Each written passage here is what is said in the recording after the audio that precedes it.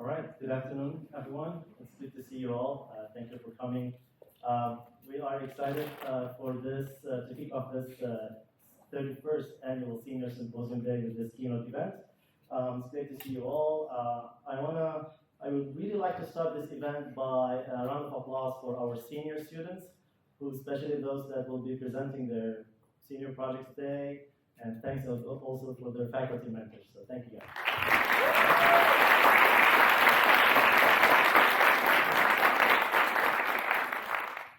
So my name is Bilal Shibaro, and I'm a faculty member in the Computer Science Department, and also I'm the director of the Institute of Interdisciplinary Science, which AKA I4. Speaking of I4, we had a really great week receiving your submissions for the summer 2023 internship program. We are looking forward to providing and supporting as many students as possible for this summer. We also had two screening events this week. Of the Coded Bias film, in which we learned a lot about how AI works and facial recognition algorithm, and if there's any bias in them, especially in their data set. So thank you for attending these events. A couple of housekeeping things. This event is recorded, so it will be posted on our I4 YouTube page. It's also recorded via 360 camera, which is recording you all right now. So the best advice I give you is to keep smiling at all times. So the other thing is, I hope you scanned the QR code on the entrance to record your attendance. If you have not, you will also given a small piece of paper that has two QR codes. One of the QR codes is labeled as attendance, similar to the one outside, but the other one is for questions. I always encourage you to ask questions directly to our speaker, but if you'd like us to ask a question on your behalf, you can submit your question to that link, and we will read them at the end of the event.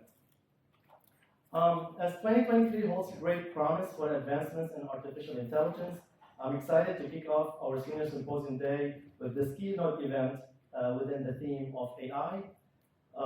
Dr. Bradley Hayes joins us today from the University of Colorado Boulder. Dr. Hayes is a respected AI researcher who combines novel innovations in machine learning and artificial intelligence, developing techniques and algorithms to facilitate the creation of autonomous robots that can safely and productively learn from and work with humans. I'm glad that us as humans will still have a role in the future. At the University of Colorado Boulder, he's an assistant professor in the Computer Science Department and the director of the Collaborative AI and Robotics Laboratory. He is also the Chief Technology Officer of the Circuitous Corporation.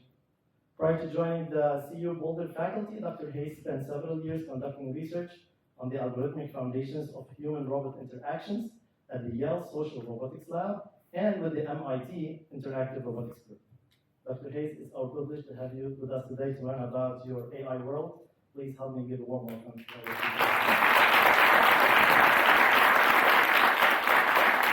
Well, thank you so much for having me here. Can everybody in the back hear me all right? Fantastic. Okay, so thank you for the great introduction. My name is Brad Hayes. I direct the Collaborative AI and Robotics Lab at CU Boulder, and I work on human-centered autonomy. So this means trying to get autonomous systems that work with and around people. And as we're going to see, even though we've had a number of incredible advancements in artificial intelligence and machine learning technology, we still have a very long way to go. Even beyond what you might have seen in the Coded Bias screening, if you were lucky enough to catch that. And today I'm going to talk about model understanding, so how do we understand what these systems do, and then present some of my group's research into how we can answer those questions, and then end with sort of a call to action of what can you do with all of this information. So it generally goes without saying that any time that you see faculty researcher talk, they are not talking about their work alone, they are talking about the work of their graduate students and their undergraduate researchers. And so these are the 12 PhD students that do work with me, and so all of the work that I'm about to present is in large part due to their efforts. Okay, so if you follow the media cycle, it's pretty clear that we are in an era of AI boom, right? There are breathless titles in the newspapers, there are blog posts coming out every day, and there are just really fascinating technologies that are making their way out into the mainstream. Things that used to be just in the purview of, say, PhD level researchers, just because the barriers to entry to get some of these things to work, such as some of the earlier image generation technologies, extremely difficult to set up and even more finicky to actually work into practice. But now you can use Stable Diffusion or DALL-E 2 or Midjourney, and within an afternoon you could be producing incredible art pieces. Almost everybody in this room has surely heard of ChatGPT by now. Certainly it's taken the academic world by storm with concerns about academic dishonesty. What does this mean for the future of creative writing, and any number of other industries. Microsoft just made a $10 billion investment in OpenAI to incorporate ChatGPT into Bing, their search engine. And of course, we see other examples with AlphaZero out of Google's DeepMind, beating the world champion Go player. So Go was a game that until recently was thought to be a very long way off in terms of getting computer superiority over humans. Chess fell over 20 years ago, but Go held out for quite a long time, and just until this innovation happened, then it fell very quickly. And so we see a lot of these technologies coming out. They're revolutionizing industries, but if we're not careful, we can get lost in terminology. And so I'd like to start by actually just defining artificial intelligence and machine learning, because otherwise it can be a little bit confusing to march forward with the two. So, artificial intelligence is an algorithmic process for operationalizing knowledge from a model. What does that mean? So that means if I have a graph that represents, say, all of the streets in your city, right, and where they connect at intersections, that's a model. That doesn't necessarily tell me anything that it wants to know. But I can operationalize that map by running a search algorithm over it, saying, how do I get from this intersection to this intersection? And that algorithm that runs that search for me, that is artificial intelligence. Now, it's not that exciting necessarily nowadays to say things like spell check is artificial intelligence. But for those of you in the room who were around when spell check came out, this was a big deal. And maybe the scale of the models that we're using and the scale of the technologies that we're incorporating into some of this search have improved, and we can do things that we didn't think were possible even just as short as 5 years ago. Really, it's just automating the cognitive aspects of taking some insight out of a model. Which then brings us to machine learning. So machine learning is the process by which I get that model. So that graph of street intersections and roadways, I could write that out by hand, right? If I were dedicated enough, I could figure all this stuff out. I can put it into my computer. That's not machine learning. That's just having a human do it.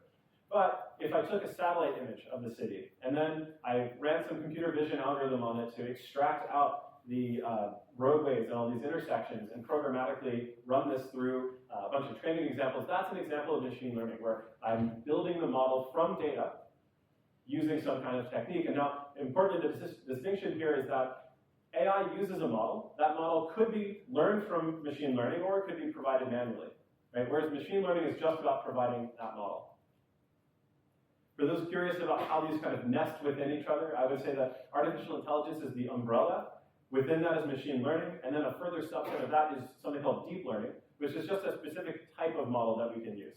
And so for the rest of the talk, I won't really get into the specifics of which model that we're using, but suffice to say that certainly in most of the headlines that you're seeing, they are talking about deep learning models. There's nothing particularly noteworthy about these versus other ones in terms of their mathematical complexity. It's just a series of clever ideas done well with good hardware behind it.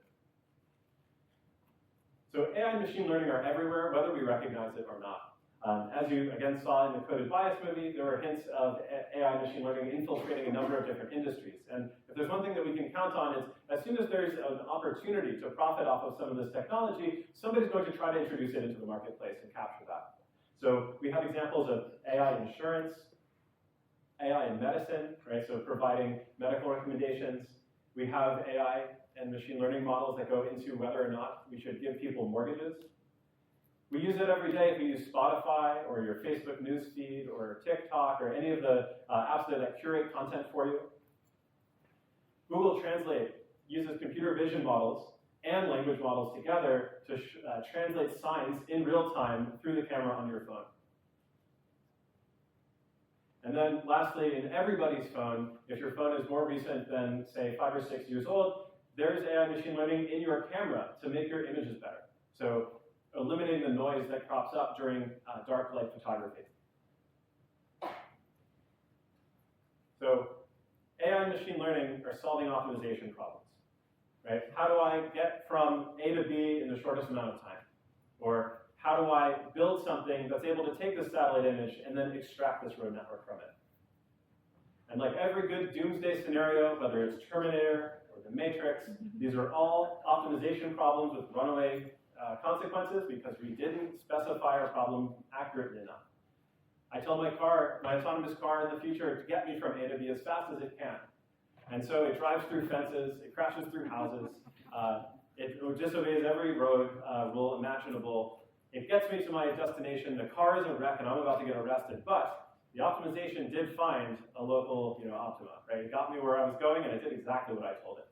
And so a lot of what we need to work with within the AI and machine learning communities, especially around these autonomous systems that interface with our daily lives, is mitigating these unintended consequences. And it can be very difficult to figure out what those are going to be. And so as we build these systems, as we provide demonstration information for them to learn how to do what it is that we want them to do, the question that we need to be asking constantly is, did the system really capture my intent? Does this robot know that it should open the door to get out into the hallway because the door is closed? Or did it actually just learn that if this drawing is on my whiteboard, the door is something that needs to be open? And so when it goes to somebody else's office that doesn't have a drawing on their whiteboard, the robot just crashes into the door. And so these are not easy things to see before they actually happen. And so getting to this question about did the robot or did my autonomous system, did my model capture my intent, comes down to value alignment.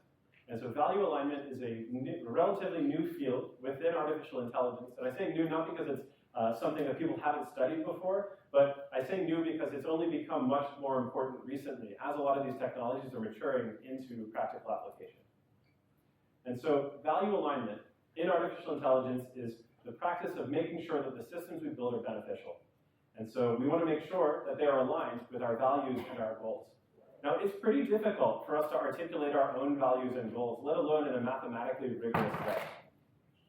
On the other side of this, though, the opportunity space is that we can herald in probably the most significant industrial and artistic revolution in human history by automating cognition. So our challenge is to figure out how we can develop these systems that do adopt our beliefs, our goals, and are aligned with our values while avoiding these unintended consequences. And so my group's research partially looks at how we can take human elements and put them into these autonomous systems to get them to do things that we want them to do while still avoiding these negative consequences that we can foresee. And this is extremely difficult. It's very difficult to point out who, quote unquote, the bad guy is when these models get released. So to pick an example, so Amazon employed machine learning models to help them hire. And it turned out that they trained these models on their historic data, and their historic data exhibited a significant gender bias against hiring women. And so their machine learning models exhibited that bias. And then when they found out about it, they had to not only cut the program, but there was significant backlash, understandably so, because they employed this model that was harmful to a population. But they didn't go into this thinking like, oh, if we use this machine learning model, this is going to harm a population. They thought, this is going to be a time saver for us and help us be more objective, right, in the way that we're actually evaluating things. In the Coded Bias movie, we learned that the default facial recognition technology that Joy Blomai used as part of her project that didn't recognize her face, she pulled off of the internet from, I'm presuming, the OpenCV standard face detector. And this wasn't necessarily a corporate offering. This wasn't necessarily a mature product. This could have been something that the open source community just put together and didn't put a massive acceptance testing infrastructure behind. But it turns out that as soon as this model became available, people wanted to download it and use it in ways that the authors didn't necessarily intend, and that ended up having harmful consequences. And so we can see all kinds of examples of this where it's not that the people that are releasing these things are evil, it's just that this is a very difficult problem, and unless you're really looking out for it and you're mindful of these kinds of consequences, they're easy to creep up on you. And so in my own research, we work on technologies that enable trustworthy deployment of responsible autonomy. And what I mean by that is I want to be able to deploy an autonomous system and have a trust that it's going to do what I intend it to do and not provide harm or not cause harm. So this means it has to be value aligned and beneficial. But again, just like the previous iceberg slide, getting here is a massive undertaking. And so in order to decompose this problem into something that's more approachable, we have to look at how we make these systems understandable, meaning that we need to establish shared expectations on not just what decisions it's making, because I can only examine a limited number of those, but also how is it making these decisions? What's the rationale behind this? And then lastly, at a very base level, I should have a shared expectation of how it's actually executing behaviors. So not just the decisions that it's making, but maybe if it does make a decision that I don't agree with, at least I should know that that behavior that results is going to be safe. And so if I can build this from the bottom up, then I'm going to be able to realize some level of trustworthy autonomy, meaning I'm limiting the harm and I'm able to understand why my system is doing what it is. So if we get back to this example where, well, AI and ML are already everywhere, and I just told you that value alignment is very difficult, and honestly, it's not the first priority, as we've seen, when people come up with these models and deploy them. Well, we need extra technologies. We need technologies that don't yet exist to help us validate that these things are going to do what we want them to do. And we need to be very confident in how they work before we can responsibly deploy them. So I want to go into a quick example. So we're going to train a machine learning classifier on images of wolves and of huskies, right? And I want my machine learning classifier just to tell me which one is which. So I take an image and I put it in the box, and out of the box comes a classification. So I give it all these images on the left, and I say, okay, these are all photos of a wolf. Give it all the photos on the right, say, these are all photos of a husky. So now I've trained my model, right? I've given examples of the two classes that I wanted to decide between. And when I put something in this, it's going to give me a probability distribution over the classes. So like I put an image of a wolf in, and hopefully it gives me a very high probability of wolf and a very low probability of husky. Okay, so now I have a new photo. I'm going to put it into my classifier. My classifier tells me that this is a wolf. Well, unfortunately for my classifier, this is actually a photo of a husky. And so if I just stop here and say, well, you can't get them all, that's not good enough. Right? I don't know anything about how the system works. So I need to build tooling that lets me ask a question. Why did you call this a wolf? What about this image are you associating with being a wolf? And so there are techniques that let us visualize some of the underlying features of the input image to figure out why it made its classification. And these pixels that are not masked out at the bottom, these are the ones that it's using to determine that this is a photo of a wolf. Well, there's not a lot of detail here. So what's happening? Well, if I look at my training set, all of my photos of wolves have snow in it. And so the classifier very quickly comes to the point wolves are very complicated looking, right? There's a lot of features there. There's subtle distinction between the ears of the wolf and the husky. It's much easier if I can just say, yep, there's a lot of white pixels in there which look like snow. And of course, the model doesn't tell us this. It's just finding the easiest path to discriminating between these two sets of data, right? But based on the training set I gave, I didn't actually give it a good representation of these two classes of animal, right? So I didn't give it the tools that it needed for this optimization to find me the right model. But I would never know that if I was not able to actually look into it. And so I can say, this model doesn't generalize. But model understanding goes well beyond just helping us understand when we can use something in different contexts. It also helps us make informed decisions. So let's say that we have a loan risk estimator, right? And we want to use this in our company to help people get mortgages or improve our profitability on giving good mortgages. Well, if this person applies and we get high risk out, I don't know anything about that. There's nothing for that person to do. Right? There's no action item, and certainly the loan officer isn't going to then start looking at the model weights and say oh, well, this one was high and this one was low, so probably roll some dice and come back later. We can look at the actual model and see that, okay, well, so given this person's application, right, the probability of the model is going to classify it as low risk is going to go up as the time since, say, their last late payment on a credit card goes higher, right? So as they become less likely to have late payments, their risk is going to go down, and so then we can tell them, hey, come back in a couple of months, make sure you make your payments. And with that, we have something actionable, right? So again, it's not just some opaque system that's telling you, no, go away. But of course, just like we saw in the wolf versus husky example, we can also learn if we should trust our models, right? So there are different mechanisms that we can use to summarize the behavior of a model into something like a decision tree, right? So a set of conditions, in this case, we can see, well, okay, so if the applicant's ID is greater than 1,000, their credit score is less than 800, and the gender is not male, then we're going to say that they are high risk.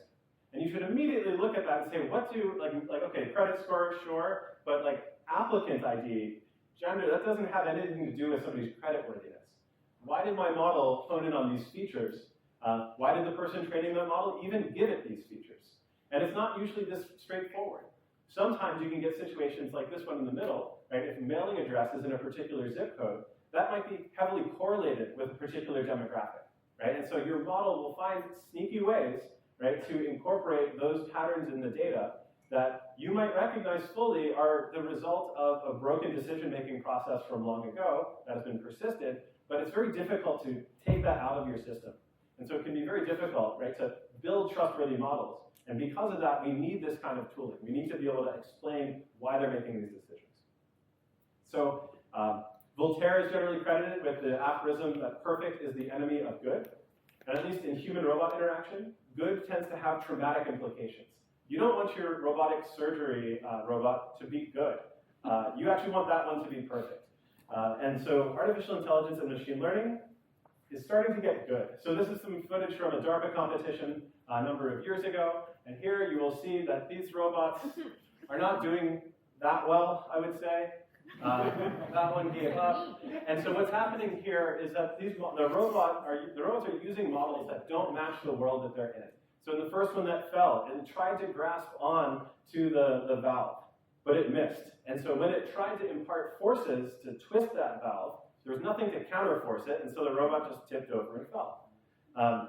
Now, if you look at some of the great videos that come out of Boston Dynamics, we see that we're making a lot of progress on this front. But even these kinds of videos are mostly theatrical, in that they did do the real work. These robots are actually autonomous, and they are doing parkour and robot ninja warrior kind of maneuvers, but they're also fairly fragile. And so I also encourage you, anytime you see one of these clips get released, search for the blooper reel as well. Boston Dynamics is generally a good scientific citizen in this regard, and they release their blooper reels separate from these, and they're also just as entertaining as watching the robot do a good job.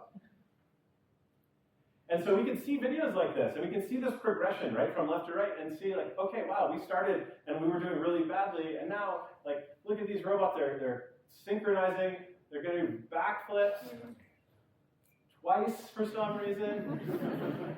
And then there's like this needless bloating, right? All right, so wow, we did it, right? Mission accomplished. And then we say, all right, well, how about my Tesla's automatic braking? Surely we can recognize a pedestrian.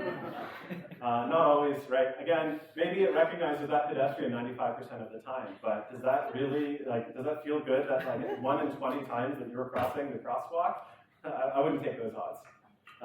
And so as we start to get these building blocks, and I'll emphasize that it has never been a better time to get involved in artificial intelligence. The amount of resources out there that you can just pick up and start building around are just tremendous.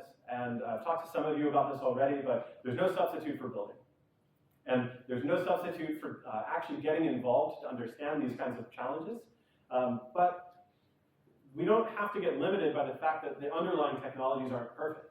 Right, so an example of a project in my group, we have a smart cane that's essentially a robotic walking stick for people with visual impairments, and we use this to do things that guide dogs can't. It's like find socially appropriate seating, or finding really any seating in public, or on the right side here, helping people do manipulation tasks while they're grocery shopping. So all the cereal boxes feel the same.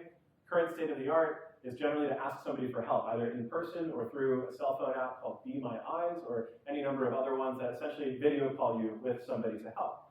And so we can give people more independent lives. We don't need this to be perfect.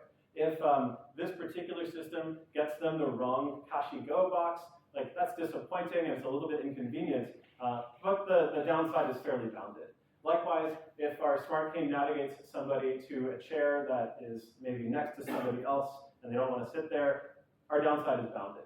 But if our smart cane leads somebody out into a highway, that's a problem, right? And so it's important to be able to look at these technologies, see how people actually use them by putting in the hand. Okay.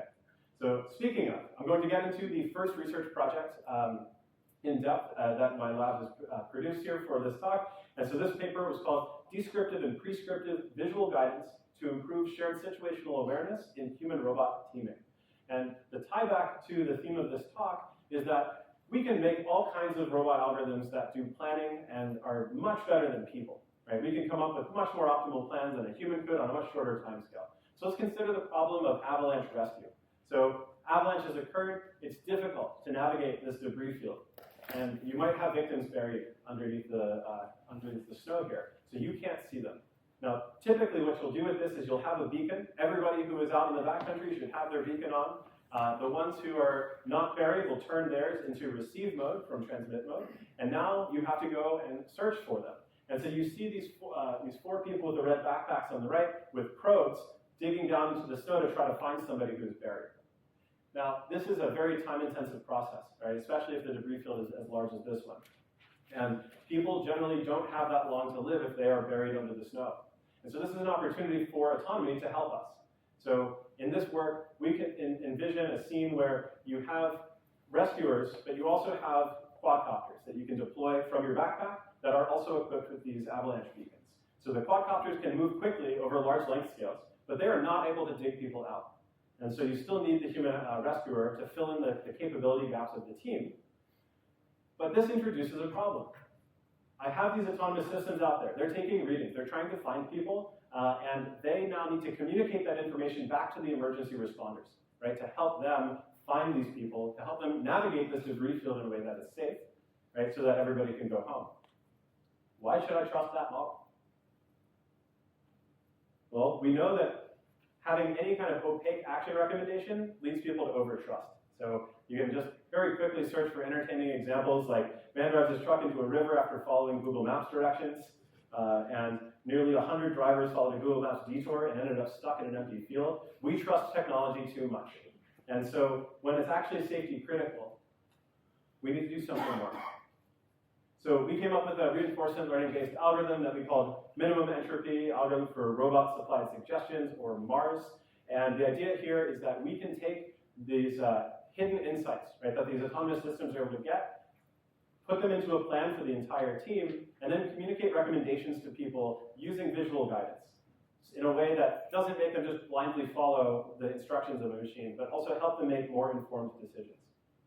And so the general idea, the setup for this problem is that we have, in this example, we have some grids, and each cell of that grid is the probability that there's a victim underneath that patch of snow. And so we have quadcopters flying around, and then we have people walking around, and the person's job is to get to that particular target as quickly as they can. Now, to make this a little bit more interesting for our in-person study, we switched the domain over to a game of Minesweeper. So now there's a consequence that if you are on a square that has a goal, right, so in this case a mine, and you leave it, you lose a lot of points because you just blew up the mine. But it's the same problem underneath the hood. So you can't see the mines on the floor, the robots can, or they can sort of noisily see them with their sensors. And your job is to clear the field as quickly as you can. And so we can formulate this as a multi-agent planning problem. I need to figure out what my robot should do. I need to figure out what my people should do. So we set this up with some prior belief over where things are. So we have one person, one quadcopter on the scene. You don't have to worry about the text on the left unless you're truly curious. I will explain it for you. So we start with this shared probability mass field. Again, so every cell is just the probability that there's a mine there. So purple is low probability, yellow is going to be high probability. So the first thing we do is we solve for the robot's exploration plan.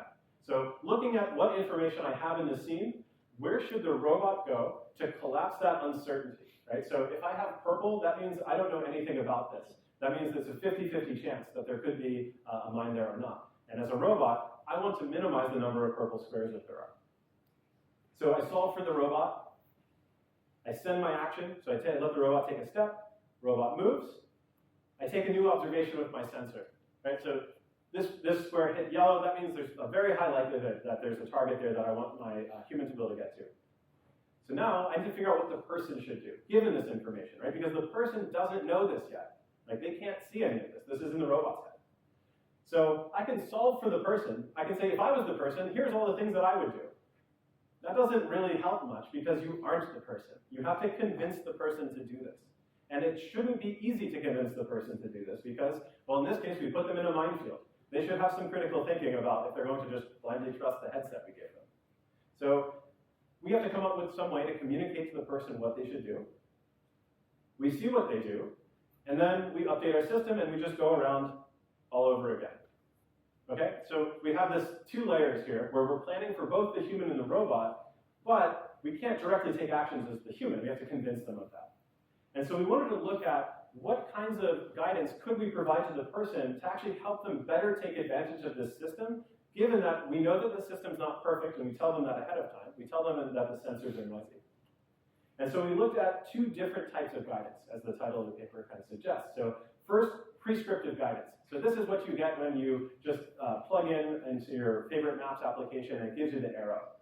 Just say, go here. There's no other information. And if you're a fan of Daniel Kahneman, this color corresponds more to like system one thinking. So fast, automatic, unconscious, follow the arrow and you're good to go. We also looked at descriptive guidance. So we gave them the heat map of that probability mass field as a visualization on the ground using augmented reality. We didn't give them the arrow, but this is what the arrow is generated from, right? So when the system is producing that arrow, we're just following the most yellow path, the shortest path to the closest goal. So like I said, we had people play this Minesweeper game where they collaborated with these quadcopters that were sensing in the field. And so they were able to navigate. They had this field of boxes. You had to open the box that had the mines in it. There was no penalty to opening a box that didn't have a mine, but it did slow you down. And so we were rewarding people for completing these exercises faster. So we had a three-condition within subjects design. So generally speaking, in human-robot interaction, or really any human-centered autonomy task, we need to validate this with people, right? Because we're trying to discover something more fundamental about human psychology as it relates to our interactions with autonomous systems. So we had these three conditions, and we ran people through different versions of our Minesweeper game. So we ran a statistical analysis on our data. We were looking at not only subjective measures of how people felt about the system, because that is important, but more important to us were our objective measures, in particular, performance and compliance, or independence in this case. So how many moves did it take you to finish the game? How long did it take you to finish the game? Did you listen to our instructions? And how did that affect you? And we found in the subjective case that it turns out people like more information. One thing that was a little bit surprising to us was that the prescriptive guidance was not liked by anybody. Like nobody liked going through a minefield with just an arrow that they weren't sure they could trust. But people really liked having the heat map, and people did a lot better with both the heat map and the arrow because, generally speaking, it's easier for us to verify if a plan is a good idea or not than to come up with that plan ourselves. We also found some interesting results with respect to compliance. So when we gave people this heat map and we exposed the decision-making rationale of the system to them, they didn't listen very much, but more importantly, them not listening didn't negatively affect their performance because that tells us they were making equivalent preference-based decisions, right? So they were able to make a choice about where they were going to go, and it still kept the same level of performance. And that's why this line on the right is more horizontal. It's showing us that the number of moves to complete is not necessarily correlated with our compliance rate. So at the end of the day, we found that giving people this visual guidance helped improve trust, interpretability, and task performance, but also maybe most importantly, empowered them to be independent, right? So they were free to bring in whatever latent information that they had that the system did not have access to, right, when making their decisions. So bringing this back to an avalanche example, the robot might not know anything about how safe terrain is to traverse. It just might know the shortest path to get to somebody. But the emergency responder probably does know something about that. And they can decide, well, yes, that looks like the shortest path, but that also looks dangerous. I'm going to go this other way. Okay, so next I want to talk about using robots as educators, right? So can we use a robot or an autonomous system that is an expert at something to make a person better? So not trying to replace somebody's job, but rather train an autonomous system to expert, grandmaster level, whatever your domain is, and then pull insights out of that to help somebody get better at their craft. Maybe we don't trust an autonomous system to do this job yet. Maybe we never will. So as we know, learning from experience can be expensive. And you generally don't want to have to see the downstream consequence of your action in order to actually learn that something is a good or a bad idea. And so we were trying to think about, well, what's the analog here with respect to reinforcement learning systems, where you have robots that are trying to learn tasks or autonomous agents that are trying to learn tasks, and then they behave in a strange way, right? It's a very strange thing to do if you're a rational agent to do this backflip into the kiddie pool. And so we start from this premise that Humans are goal-directed and generally rational, and they're trying to maximize their expected reward over whatever scenario that they are in. And so if somebody's doing something that's a little strange to you, we can say that, well, all right, if we accepted that they're rational and maximizing their reward, they just don't have the same understanding of what the task is, right? Like they think they're doing the best possible job with it. And so if we translate this into more machine learning jargon, we would say that humans have a policy learning algorithm that generally works. Now, a policy is just, think of it as a playbook that says, if I tell you the state of the world, you tell me what you're going to do at that moment. And so humans are very good at policy learning.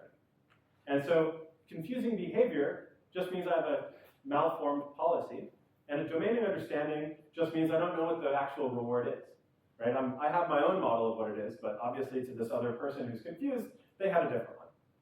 So we were looking at how do we formulate this as a human-robot dyad, right, where the robot is watching the person, and when the person does something that's irrational to the robot has to figure out, like, what's the domain misunderstanding here? Because if I understand what our misconception is, I might be able to repair it. So consider these two grid worlds, right? So here I have a grid world where I have a 100 reward if I get to the top right, and 10 if I get to the top left. And this is my optimal path if I start in the bottom.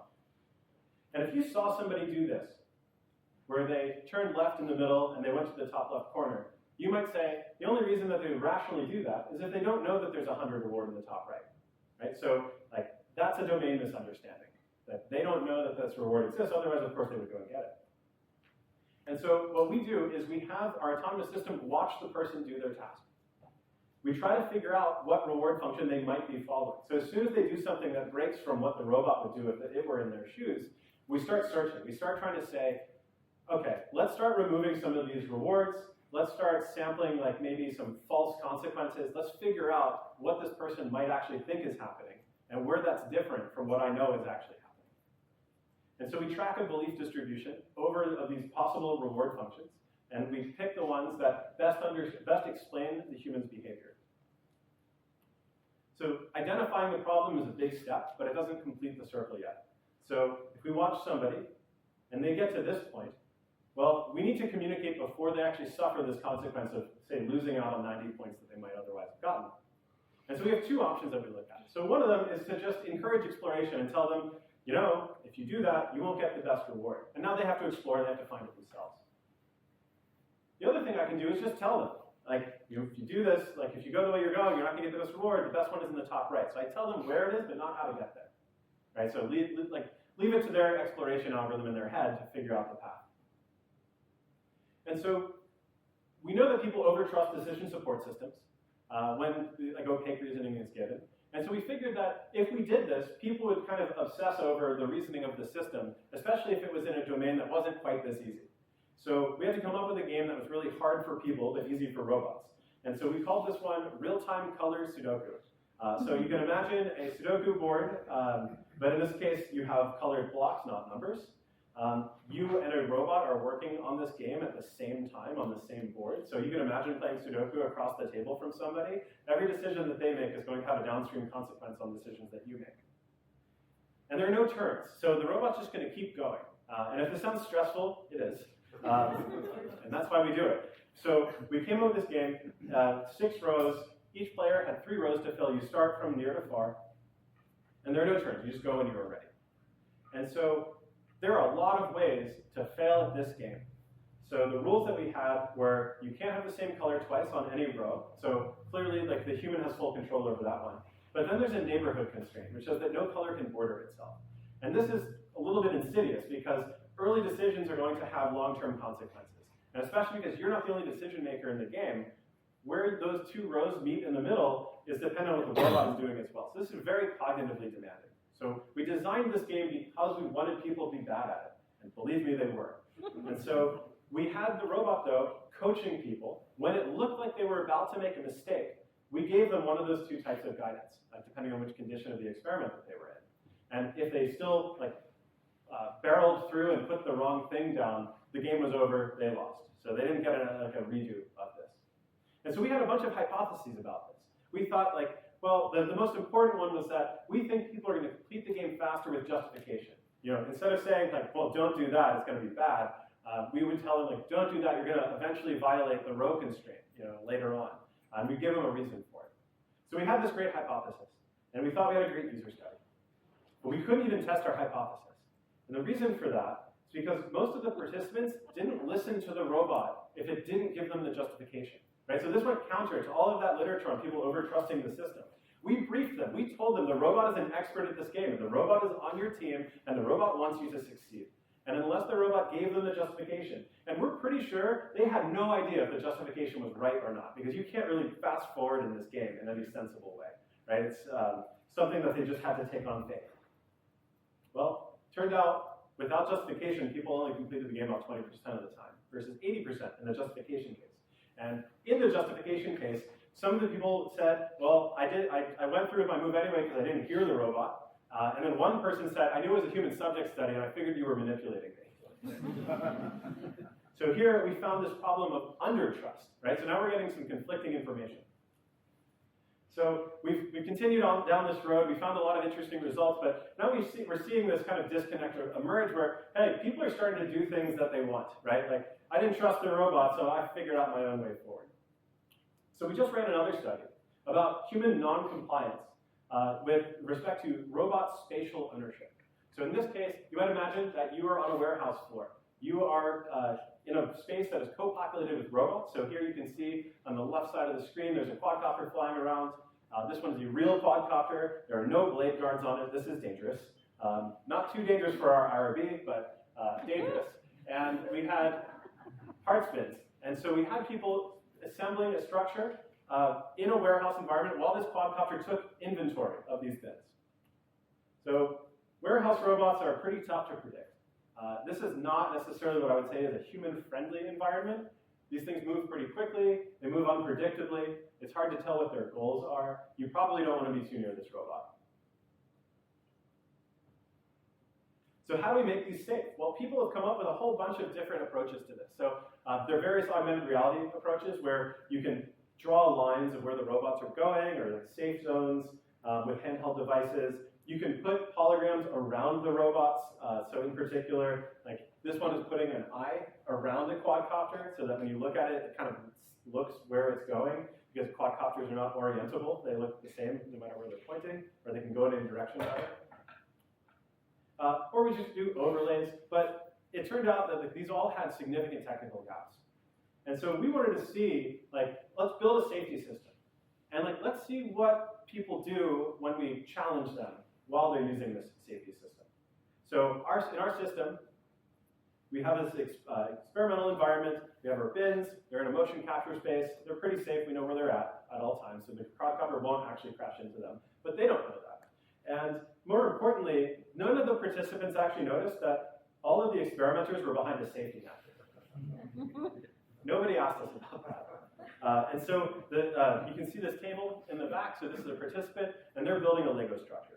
So they get instructions that say, go to this bin, pick up these parts, and eventually they build a pretty complicated structure. It doesn't really matter what the structure is, it just took them a number of steps to do it, and each one of those steps required them to get out on that floor with that quadcopter.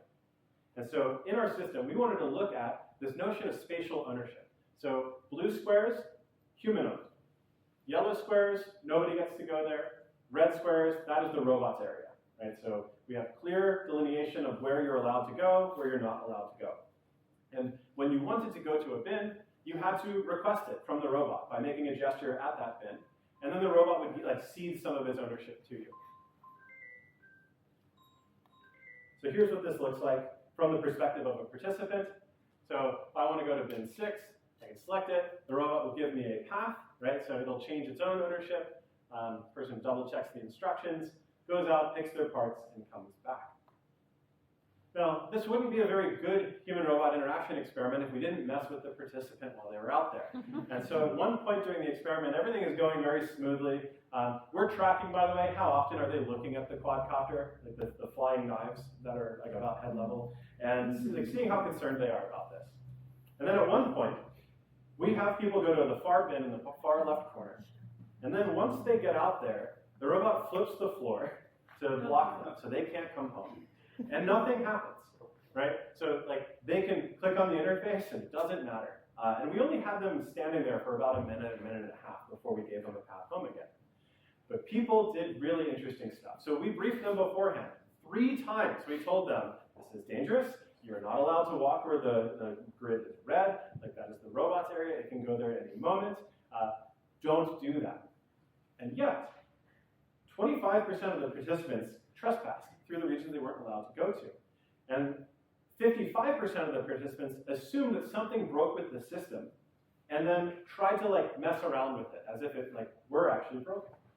And so this is super concerning for us, especially when we look at some of these quotes from the participants. So I knew I was faster than it, so regardless of where I was going to go, I was going to get at a dog. Unless you are in a car going highway speed, you are not faster than this drunk. And then when there wasn't a path, I just figured well, I can see that it's safe, so I just overruled the system by walking back through it. And so what this tells us is that people dramatically overestimated their own sense of safety, and they excused themselves to violate the rules as soon as they couldn't clearly see why they had to obey the system. Now, if you're in an actual warehouse and the floor suddenly goes red and you step forward, that's kind of like if the railroad arms go down at the crossing and you're I don't see the train right away, so I'm just going to park here. It's not a good idea.